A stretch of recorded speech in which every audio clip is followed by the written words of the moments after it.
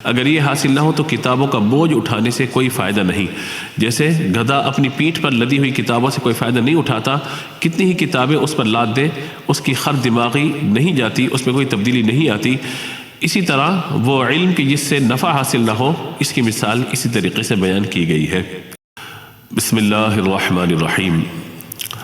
حضرت عبداللہ بن عمر رضی اللہ تعالیٰ عنہ روایت کرتے ہیں کہ رسول اللہ صلی اللہ تعالیٰ علیہ وآلہ وسلم ان کلمات کے ذریعے دعا کیا کرتے تھے: اللہم انی اعوذ بک من قلب لا یخشع ومن دعاء لا یسمع ومن نفس لا یشبع ومن علم لا ينفع۔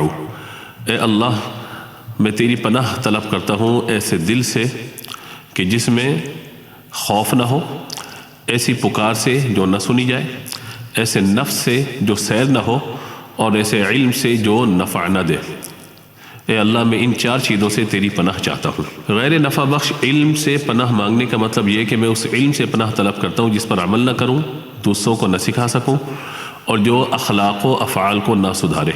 یا پھر اس علم سے مراد وہ ہے جو دین کے لیے ضروری نہ ہو۔ اسی طرح وہ علم بھی مراد ہو سکتا ہے کہ جس کو حاصل کرنے کی شریعت نے اجازت نہ دی ہو۔ علماء کرام فرماتے ہیں کہ جس طرح نبی مکرم صلی اللہ تعالیٰ علیہ وآلہ وسلم نے شرک، نفاق اور برے افعال سے پناہ مانگی ہے، اسی طرح آپ صلی اللہ تعالیٰ علیہ وآلہ وسلم نے علم کی اس ایک قسم سے بھی پناہ طلب کی جو اسلامی عقائد و اعمال کے نقطہ نظر سے نقصان دہ ہے، اور جو انسان کو تقوی و آخرت کی راہ پر لگانے کے بجائے دنیا کی حرص و محبت کے راستے پر لے جائے۔ چنانچہ جس علم کے ساتھ تقوی اور خوف آخرت نہ ہو، وہ دنیا کے دروازوں میں سے ایک دروازہ اور دنیا داری کی اقسام میں سے ایک قسم ہے۔ قرآن تمام معاملات میں دین کی رہنمائی کو ضروری قرار دیتا ہے، چنانچہ دنیا اور آخرت دونوں ہی اللہ تبارک و تعالیٰ کے پیدا کردہ ہے۔ اسی لیے قرآن دنیا و آخرت دونوں کے معاملات میں انسان کی مکمل رہنمائی کرتا ہے۔ چنانچہ اللہ تبارک و تعالیٰ نے ارشاد فرمایا سورہ زخرف میں: اور وہ اللہ ہی ہے جو آسمانوں کا معبود ہے اور زمین کا بھی معبود ہے۔ قرآن پاک علم کو نافع اور غیر نافع کے نقطہ نظر سے دیکھتا ہے۔ ہر وہ علم جو دنیا و آخرت کے لحاظ سے مفید ہو، اس کو حاصل کرنا انسان کی سعادت، ترقی اور نجات کا ذریعہ ہے، اور جو علم دنیا و آخرت کے لحاظ سے غیر مفید ہو، اس کو ترک کرنا بہتر ہے، کیونکہ جو علم نفع بخش نہ ہو اس میں وقت لگانا اپنی عمر عزیز کو برباد کرنا ہے۔ قرآن کی نظر میں بہت سے علوم ایسے ہیں جو انسانوں کے لیے مفید نہیں بلکہ نقصان دہ، مثلا جادو، کہانت اور سفلی وغیرہ۔ قرآن نے یہودیوں کے ایک طبقے کے بارے میں یہ انکشاف کیا کہ وہ ایسے ہی نقصان دہ علوم کو حاصل کر کے اپنی دنیا و آخرت کو برباد کرتے تھے۔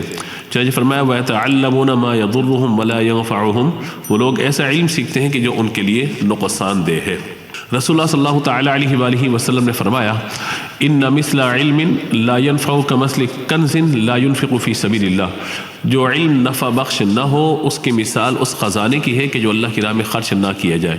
جس طرح مال ضرورت کے وقت خرچ کرنے کے لیے اور حاجت پوری کرنے کے لیے ہوتا ہے، اسی طرح علم جہالت دور کرنے، روشنی پھیلانے اور منفعت عطا کرنے کے وقت خرچ کے لیے ہوتا ہے۔ لیکن اگر علم نفع بخش نہ ہو تو وہ انسانوں کی ضرورت کو پورا نہیں کرتا، یہ انسان کی اسے کیا حاجت و کیا ضرورت ہے۔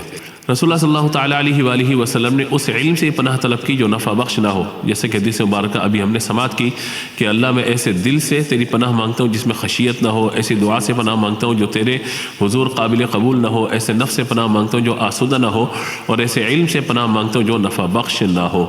حضرت عبداللہ بن عباس رضی اللہ تعالیٰ عنہما فرماتے ہیں: علم کی کتنی کثرت اور وسعت ہے، کون ہے جو سارے علوم کو جمع کر لے؟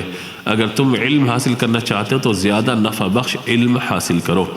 قرآن پاک میں غیر مسلموں کی ایک عبرتناک مثال دی گئی ہے کہ مثل الذین حملوا التوراة ثم لم يحملوها كمثل الحمار يحمل اسفارا۔ جو لوگ تورات کے حامل ہوئے پھر ان سے نفع نہیں اٹھایا تو ان کی مثال اس گدھے کی ہے جو اپنی پیٹھ پر بوجھ اٹھاتا ہے۔ مثال کا حاصل یہ ہے کہ علم کا مقصد دل و دماغ کو منور کرنا اور اخلاق و کردار کو سنوارنا ہے۔ اگر یہ حاصل نہ ہو تو کتابوں کا بوجھ اٹھانے سے کوئی فائدہ نہیں۔ جیسے گدھا اپنی پیٹھ پر لدی ہوئی کتابوں سے کوئی فائدہ نہیں اٹھاتا، کتنی ہی کتابیں اس پر لاد دے اس کی خر دماغی نہیں جاتی، اس میں کوئی تبدیلی نہیں آتی۔ اسی طرح وہ علم کی جس سے نفع حاصل نہ ہو، اس کی مثال اسی طریقے سے بیان کی گئی ہے۔ اسی طرح وہ علم کہ جس سے انسان صحیح اور غلط کی تمیز پیدا نہ کر سکے، اس کا دل اور دماغ روشن نہ ہو، اعمال قبیح یعنی برے اعمال کو چھوڑنے اور نیک اعمال کو قبول کرنے پر مائل نہ ہو، اس علم سے اسے حلال اور حرام کی پہچان حاصل نہ ہو، غریبوں، ناداروں اور قرابت داروں کے حقوق سے واقفیت پیدا نہ ہو، مظلوم و بے کسوں اور درد مندوں کی آہ و بکا سے اسے کوئی سروکار نہ ہو، عفت و پاک دامنی، اخلاق و کردار سے آراستہ نہ ہو، تو اس علم سے زندگی میں کوئی تبدیلی نہیں آ سکتی، انسانی کمالات حاصل نہیں ہو سکتے، تو ایسے علم سے انسان کو کیا فائدہ حاصل ہوگا؟ اللہ تعالیٰ نے انسان کو اعضائے جوارح اور عقل و خرد اس لیے عطا کیے ہیں کہ وہ ان سے فائدہ اٹھائے، علم حاصل کرے اور زمین پر ذمہ دار اور باشعور مخلوق بن کر زندگی گزارے۔ چنانچہ اللہ تبارک و تعالیٰ نے ارشاد فرمایا واللہ اخرجکم من بطون امہاتکم، اور اللہ نے تم کو تمہاری ماؤں کے بطن سے پیدا کیا، جو کچھ تم نہیں جانتے تھے اس نے تمہیں کان، آنکھیں اور دل عطا کیے لعلکم تشکرون، تاکہ تم شکر ادا کر سکو۔ رسول اللہ صلی اللہ تعالیٰ علیہ وآلہ وسلم نے اللہ سے علم نافع عطا کرنے کی دعا مانگی، چنانچہ رسول اللہ صلی اللہ تعالیٰ علیہ وآلہ وسلم نے اس طرح دعا مانگی اللہم انفعنی بما علمتنی وعلمنی ما ینفعنی، اے اللہ جو علم تو نے مجھے عطا کیا ہے اس کو نفع بخش بنا، اور وہ علم مجھے عطا کر جو میرے لیے نفع بخش ہو۔ رسول اللہ صلی اللہ تعالیٰ علیہ وآلہ وسلم کی یہ دعا بہت ہی جامع اور معنی خیز ہے۔ اس دعا کی حکمت یہ ہے کہ دنیا میں وہی چیز باقی رہتی ہے جو نفع بخش ہو، اور جو چیز نفع بخش نہیں ہوتی وہ دیر پا نہیں ہوتی، یعنی بقا کا راز مفید ہونا ہے اور غیر نفع بخش ہونے کا انجام یہ ضائع ہونا ہے۔ قرآن پاک میں ایک خوبصورت مثال کے ذریعے نفع رسانی کے نقطے کو سمجھایا گیا، چنانچہ اللہ تبارک و تعالیٰ نے سورۃ الرعد کی آیت نمبر 17 میں ارشاد فرمایا انزل من السماء ماء فسالت اودیۃ بقدرها، اللہ تعالیٰ نے آسمان سے پانی برسایا اور ہر ندی نالا اپنے ظرف کے مطابق اسے لے کر چل نکلا، پھر جب سیلاب اٹھا تو سطح پر جھاگ بھی آ گئے، اور ایسے ہی جھاگ ان دھاتوں پر بھی اٹھتے ہیں جنہیں زیور اور برتن وغیرہ بنانے کے لوگ پگھلایا کرتے ہیں۔ اسی مثال سے اللہ حق اور باطل کے ذریعے معاملے کو وضع فرماتا ہے، اور وَأَمَّا مَا يَنْفَعُ النَّاسَ فَيَمْكُثُ فِي الْأَرْضِ كَذَلِكَ يَضْرِبُ اللَّهُ الْأَمْثَالَ، جو جھاگ ہے وہ اڑ جایا کرتا ہے، جو چیز انسان کے لیے نافع ہے وہ زمین میں ٹھہر جاتی ہے، اسی طرح اللہ مثالوں سے اپنی بات سمجھاتا ہے۔ اس دنیا میں بقائے انفع کا اصول رائج ہے، یعنی نفع بخش چیز کا باقی رہنا، یعنی جو چیز نفع بخش ہوتی ہے وہ باقی رہتی ہے، جو نفع بخش نہیں ہوتی وہ اپنی جگہ خالی کر دیتی ہے۔ جس طرح موتی سمندر میں باقی رہ جاتا ہے اور جھاگ ضائع ہو جاتا ہے، اسی طرح انسانی معاشرے میں نافع چیز اپنے بقا کا سامان رکھتی ہے اور غیر نافع چیز اپنے وجود کے جواز کو کھو دیتی ہے۔